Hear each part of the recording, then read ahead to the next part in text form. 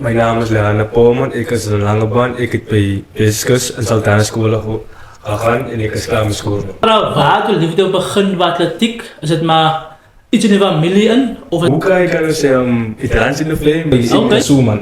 Ik zie me, zij is lekker gevonden. Ik word in Duitsland, hoe kom? Zij is lekker gevonden.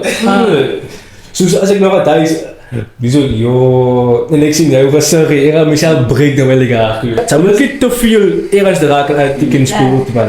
Wat baat ik toen het die sport is in een liefheid in, zoals van die op de waar ik ook weet. En altijd vonden mensen in bittere mensen mee.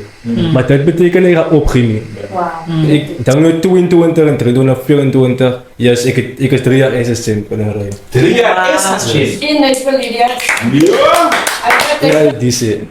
Als altijd iemand beter als mij. Oké. Dus ik ga mij beter achterin en zo een teerdruk van ik weet, ik kan altijd iemand ook beat.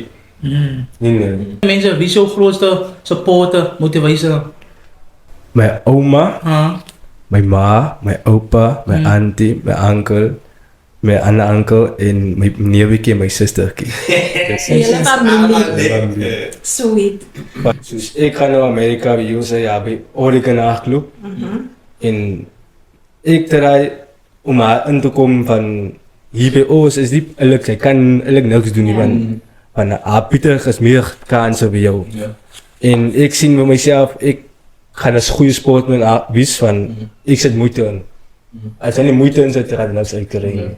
Yes. En dat is hard die zo.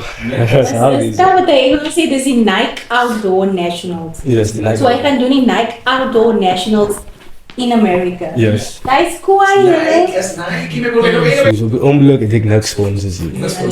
Basis sponsor. So ik maak mezelf uit en die mensen dat niet kan support. Ja, te help me in te carrière zo maar.